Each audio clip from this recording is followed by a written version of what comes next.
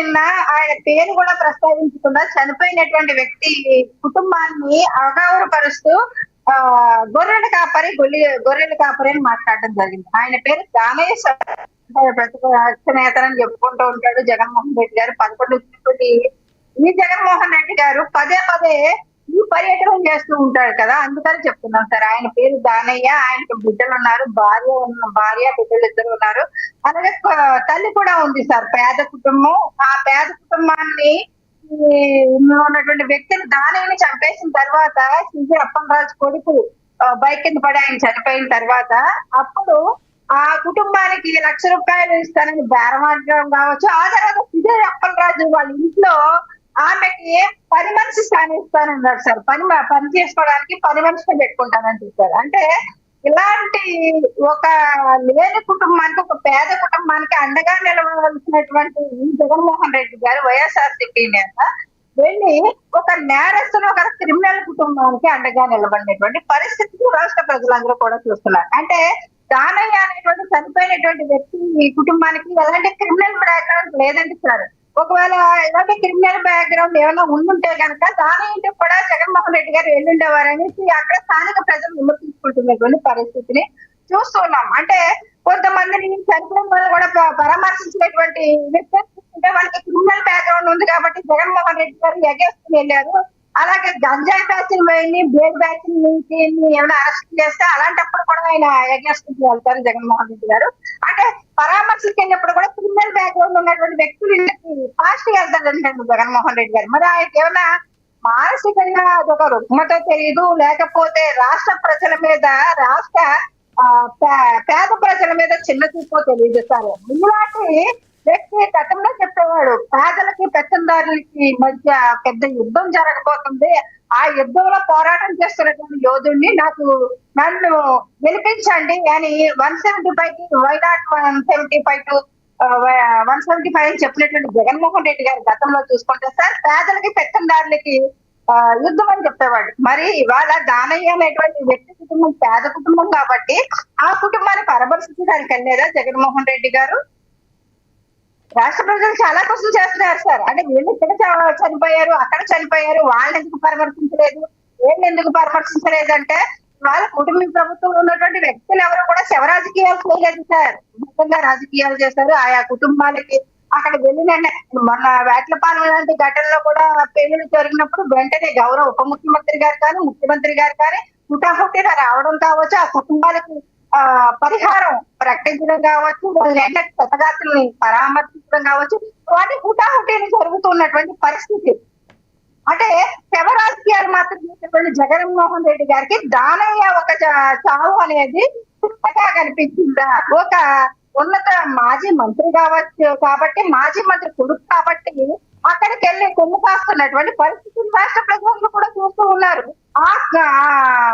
ఎవరైతే ఇప్పుడు అరవర్మ అనేటువంటి వ్యక్తి చేసినటువంటి ఈ దారుణాన్ని వేరే అబ్బాయి మీద నెట్టేసినటువంటి పరిస్థితి వాళ్ళ కుటుంబం కదా సార్. అంటే మాజీ మంత్రి అయినంత మాత్రాన మాజీ మంత్రి కాబట్టి జగన్మోహన్ రెడ్డి గారు వెళ్ళిపోయారు. మరి అక్కడ సిద్ధార్థ జాయి అనేటువంటి అబ్బాయి కూడా పని అయినటువంటి పరిస్థితి కదా. ఇందులో మరి ఆ కుటుంబానికి పరామర్శించలేదు జగన్మోహన్ రెడ్డి గారు.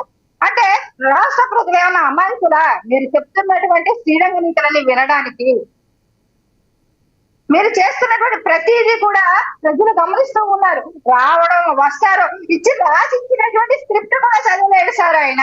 రాసిచ్చినటువంటి స్క్రిప్ట్, ఆ స్క్రిప్ట్ లో ఏ వ్యక్తి అయితే అక్కడ ముద్దాయిగా ఉన్నారో, ఏ వ్యక్తిని అయితే అక్కడ ప్రస్తావించారో, స్థానిక ఆ పాతపట్నం ఎమ్మెల్యే కావచ్చు, ఆ పేరును కూడా ప్రస్తావించినటువంటి పరిస్థితిని చూస్తూ ఉన్నాం. ఓ రకంగా చూడాలంటే అంటే ఒక క్రిమినల్ కుటుంబానికి వెళ్ళి ఇప్పుడు సిజి అప్పలరాజు అనేటువంటి వ్యక్తి 14 రోజులు రిమైండ్ లో ఉన్నాడు. ఆ రిమాండ్ లో ఉన్నప్పుడు ఆ కుటుంబాన్ని పరామర్శించడానికి మీరు వెళ్ళారు అంటే ఒక క్రిమినల్ కి మీరు కొమ్ము కాస్తున్నారని రాష్ట్ర ప్రజలందరూ కూడా మిమ్మల్ని ప్రశ్నిస్తూ ఉన్నటువంటి పరిస్థితి. ఈ ప్రశ్నకు మీరు సమాధానం చెప్పాలి జగన్మోహన్ రెడ్డి గారు. పదే పదే ప్రెస్ మీట్లు పెట్టి కుటుంబ ప్రభుత్వం మీద విమర్శలు చేయడము, లేకపోతే మీరు చేస్తున్నటువంటి తప్పుల్ని కూడా ఎండకట్టకూడదు అనేసి నిజంగా ఒక రకంగా సిగ్గు చేశారు. ఒక రకంగా జగన్మోహన్ రెడ్డి గారు లాంటి వ్యక్తి నా అక్కలు, నా చెల్లమ్మలు, మా వాళ్ళని మాట్లాడుతుంటారు జగన్మోహన్ రెడ్డి గారు. ఒక మహిళ ఎస్ఐ గారిని ఏ రకంగా టచ్ చేసి ఏ రకంగా ఆమెను ఇబ్బంది పెట్టారు, ఏ రకంగా ఆమె మీద నిజంగా అయితే లైంగిక దాడని అంటారు సార్. ఆమెను టచ్ చేయని చోట టచ్ చేయలేనటువంటి పరిస్థితి. ఒక మృగాల్లాగా వైసీపీ నాయకులే కదా, ఒక పార్టీ ఇన్ఛార్జిగా ఉన్నారంటే ఎంత ఒళ్ళు దగ్గర పెట్టుకొని ఉండాలి. మిమ్మల్ని చూసి జగన్మోహన్ రెడ్డి గారు మహిళని గౌరవిస్తే గనక వీళ్ళకి కూడా అదే అలవాటు అయ్యి ఉండేది. కానీ అదే అలవాటు అవ్వలా. వీళ్ళు అందరూ కూడా ఒక ఆకతాయితంగా గతంలో ఒక బ్లేడ్ బ్యాచ్ ని, గంజాయి బ్యాచ్ ని ఏ రకంగా ఎంకరేజ్ చేశారో ఈ రోజు కూడా అదే విధంగా జగన్మోహన్ రెడ్డి గారి ప్రవర్తన తీరు ఉండడం అనేది నిజంగా ఒక మహిళా ఎస్ఐకే రక్షణ లేనప్పుడు, ఒక మహిళా ఎస్ఐ ఒక స్టూడెంట్స్ కోసం వస్తారు, అనేక విధులు నిర్వర్తిస్తున్నప్పుడు వాళ్ళ ప్రోటోకాల్ వాళ్ళ విధులు వాళ్ళు నిర్వర్తించుకుంటూ వెళ్ళిపోతూ ఉంటారు. కానీ మహిళల్ని టచ్ టచ్ చేసినటువంటి ఈ వ్యక్తుల్ని నిజంగా దీన్నైతే మాత్రం ఖచ్చితంగా దాన్ని ఖండిస్తున్నాను సార్. ఎందుకంటే అనేక విఐపీలు అనే కాదు, చాలా మంది మహిళలు ఆడపిల్లలు అనేక చోట్లకి వస్తూ ఉంటారు. అలాంటి చోట్ల కూడా మహిళలకి చాలా భద్రతగా పోలీసు వ్యవస్థలో ఉన్నటువంటి మహిళా కానిస్టేబుల్స్ కావచ్చు, ఎస్ఐ నుంచి సిఎల్ వరకు కూడా వీళ్ళందరూ పని చేస్తూ ఉంటారు. ఒక జన సమూహం మధ్య ఒక లేడీ సింహంలాగా వెళ్తారు ఆడపిల్లలు తాత యూనిఫామ్ వేసుకున్నారంటే. అలాంటి వ్యక్తులనే మీరు ఈ రకంగా ఇబ్బందులు పెడితే రేపొద్దన్నా మీరు అధికారంలోకి దరిద్రం కొద్దీ మీరు రారు. దరిద్రం కొద్దీ మీరు వచ్చారంటే మహిళలకు ఏ రక్షణ ఉంటది? ఏ రక్షణ ప్రకారం జగన్మోహన్ రెడ్డి మీ ప్రభుత్వం ఎటువంటి చర్యలు తీసుకుంటుంది? వాళ్ళని ఎవరైనా గుర్తించారా? మరి మీరు చెప్తున్నట్టు మీ ప్రభుత్వం మహిళల పట్ల ఏ మేరకు చిత్తశుద్ధితో ఉంది, ఏమనుకోవాలి? మీ ప్రభుత్వ హయాంలో కూడా అడపదడప ఎక్కడ చోట జరుగుతూనే ఉన్నాయి కదా నేరాలు. ఎక్కడికక్కడ జరుగుతూ ఉన్నా సరే కానీ వాటికి శిక్షలు కూడా కఠినంగానే పడుతూ ఉన్నాయి. ఇక్కడ ఎవరు కూడా చేతులు కట్టుకొని ఉండలే. ఎందుకంటే ప్రతి చోట కూడా జరిగిన ప్రతి చోట కూడా ఎంక్వైరీ జరుగుతుంది, వాళ్ళ మీద యాక్షన్ తీసుకోవడం కూడా జరుగుతుంది. అంతే తప్ప మహిళల మీద మీరు ఇష్టం వచ్చినట్టు మానవ మృగాలుగా ప్రవర్తించండి, మీరు ఇష్టం వచ్చినట్టు చేసుకుని వెళ్ళిపోండి అని వాళ్ళ కూటమి ప్రభుత్వం ఉన్నటువంటి పవన్ కళ్యాణ్ గారు కానీ, గౌరవ ముఖ్యమంత్రి గారు కానీ, మంత్రులు కానీ ఎవరు కూడా చెప్పలేదు సార్. ఎక్కడెక్కడ తాట తీసేయండి తప్పు చేస్తే ఆ తన మనాన్ని చూడొద్దని చెప్పినటువంటి పరిస్థితిని పదే పదే లా అండ్ ఆర్డర్ ఫెయిల్ అవ్వద్దు. అది నిజంగా ప్రతిపక్ష వ్యక్తుల మీద దాడి జరిగినా సరే కానీ మీరు యాక్షన్ ఎందుకు తీసుకోవడానికి వెనకాడుతున్నారు అని చెప్పినటువంటి మహోన్నతమైనటువంటి మా జనసేన పార్టీ అధినేత పవన్ కళ్యాణ్ గారు సార్. ఎక్కడ ఏం జరిగినా సరే కానీ మీ ఒక ఎస్పీ గారు కూడా ఇక్కడ మా జిల్లాలో చెప్పడం జరిగింది. ఎమ్మెల్యేలు ఎవరిని రేపులు చేస్తున్నారు, ఎవరిని కడుపులు చేస్తున్నారు.